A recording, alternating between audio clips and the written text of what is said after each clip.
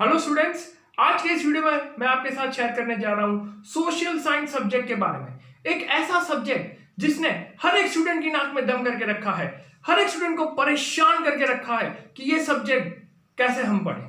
तो उसके बारे में मैं ये वीडियो में डिस्कस करने जा रहा हूं कि सोशल साइंस जैसे बोरिंग सब्जेक्ट को कैसे इंटरेस्टिंग बना के हम उसको पढ़ सकते हैं और कैसे हमें उसको पढ़ना चाहिए। उसके बारे में अलग अलग टेक्निक्स और टिप्स हम डिस्कस करेंगे। स्कोरिंग के ऊपर भी मैं वीडियो लेकर आऊंगा आपके लिए कि सोशल साइंस में कैसे स्कोर करना है। लेकिन पहले हम ये तो देख ले कि ऐसे सब्जेक्ट्स को पढ़ना कैसे है, सही तरीका क्या होता है पढ़ने का। पहले प्रॉपर तरीके से पढ़ पाएंगे तब भी तो हम स्कोर कर पाएंगे। ठीक है, तो चलिए कुछ ट्रिक्स बताने जा रहा हूं मैं आपको।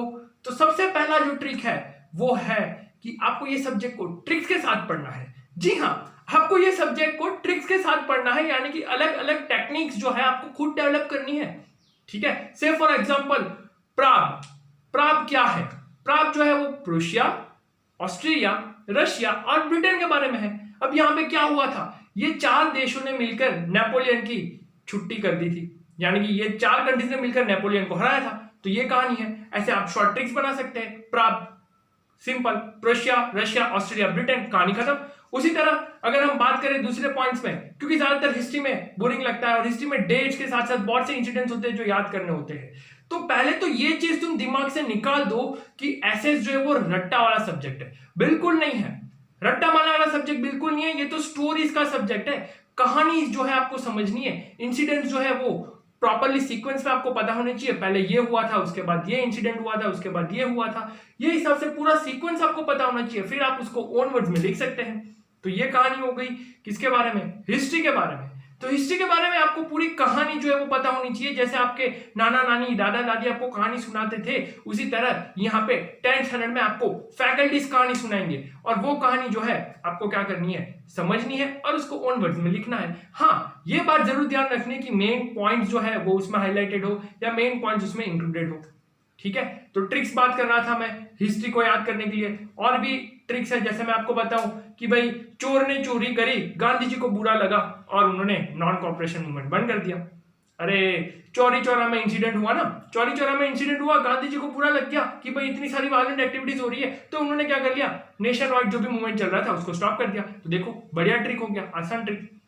दूसरी बात आती है यहाँ पे डेट्स को लेकर। हिस्ट्री में बच्चे हमेशा कंफ्यूज रहते हैं कि भाई ये डेट्स जो है ना उसको हम याद कैसे करें। डेट्स को आप रिलेट करिए, डेट्स को रिलेट करिए आपकी बर्थ डेट से, आपके पेरेंट्स की एनिवर्सरी से, आपके कजिन की बर्थडे से, या फिर आपकी कोई प्यारी सी फ्रेंड से आप रिलेट कर सकते हैं, उनकी बर्थडे से आप रिलेट कर सकते हैं। कि जैसे जलियांवाला बाग मैसेकर कब हुआ? 13 अप्रैल। ओ 13 अप्रैल को तो पूजा का बर्थडे है, 13 अप्रैल को तो अंजलि का बर्थडे है। ऐसे आप रिलेट करके उसको याद कर सकते हैं। पूरा रिलेट करने वाला सब्जेक्ट है ये। जितना आप उसको रिलेट करेंगे उतना आपको आसानी रहेगा।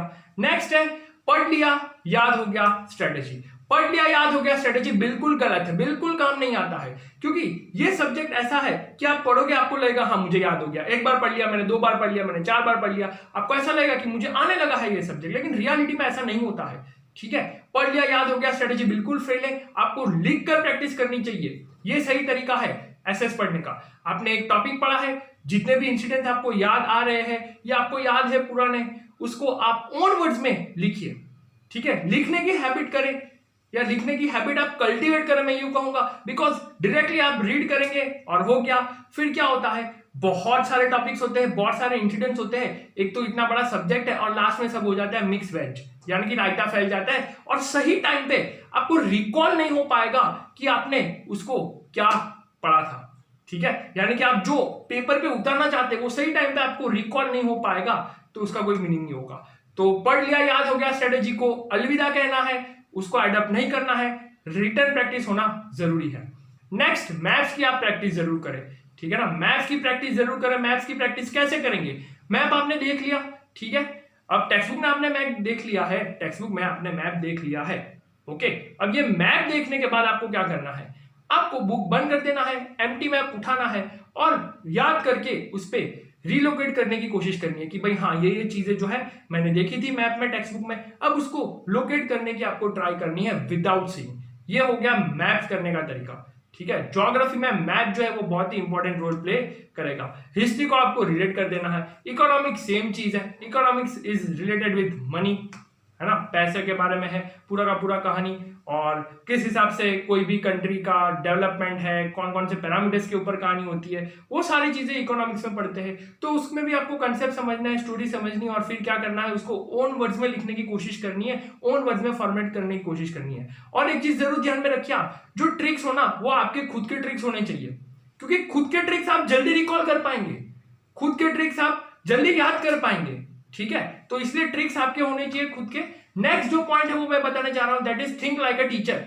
आप एक फैकल्टी की तरह सोचिए कि एक क्वेश्चन कितने अलग अलग तरीके से आ सकता है, एक टॉपिक के ऊपर वैरायटी ऑफ क्वेश्चन कैसे बन सकता है, वो आप टॉपिक पढ़ने के साथ साथ सोचिए। इससे क्या होगा, आपको क्वेश्चन जो है उसके वैरायटीज भी मिल जाएंगे, और क्योंकि आपने खुद वैरायटी फॉर्म किया होगा तो बाय चांस अगर वो एग्जाम में आ गया सेम वर्ड फॉर्मेशन में, तो आप उसको इजीली रिकॉल करके लिख पाएंगे।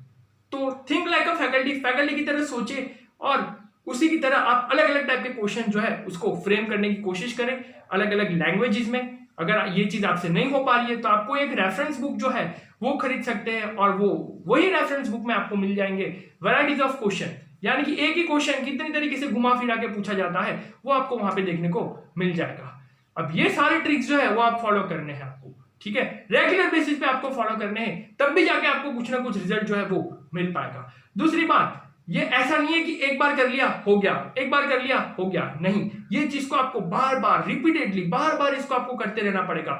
ठीक उसी तरह जिस तरह दृश्यम मूवी में कैसे अजय देवगन जो है वो बार बार सभी को याद दिलाता है कि भाई 2 अक्टूबर की रात, 2 अक्टूबर के दिन हम कहां थे, बाबा जी का सत्संग, ये वो, तो उसी तरह आपको खुद को याद दिलाते रहना पड़ेगा, बार बार याद दिलाते रहना पड़ेगा कि ये इंसिडेंट अब हुआ था, ये इंसिडेंट उसके बाद हुआ था, इसका कॉज ये था। यानी कि कहने का मतलब है बार बार इसको सेम मेथड से, सेम स्ट्रेटेजी से आपको रिवाइज करते रहना पड़ेगा। तो ये है उसके स्ट्रेटेजीज जो कि आप अगर इंप्लीमेंट करेंगे एसएस में तो आपको जरूर कोई ना कोई इंप्रूवमेंट जो है देखने को मिलेंगे, और आपको बोरिंग नहीं लगेगा सब्जेक्ट, क्योंकि आपने इसको क्या कर दिया, रिलेट कर दिया है। आपने ये सब्जेक्ट के टॉपिक्स को क्या कर दिया, रिलेट कर दिया अलग अलग इंसिडेंट से, शॉर्ट ट्रिक से, और आपके डे टू डे लाइफ के जो भी इंपॉर्टेंट डेट्स होते हैं या इंपॉर्टेंट मेमोरीज होती है उसके साथ, ठीक है। उम्मीद करता हूं ये वीडियो आपको हेल्पफुल रहा होगा और ये ट्रिक्स आप अपनाइए, और इसी के साथ एसएस में स्कोर कैसे करते हैं वो वीडियो भी हम लेकर आएंगे कि एसएस में आप बढ़िया स्कोर कैसे कर सकते हैं, उसके लिए क्या क्या ट्रिक्स और स्ट्रेटेजी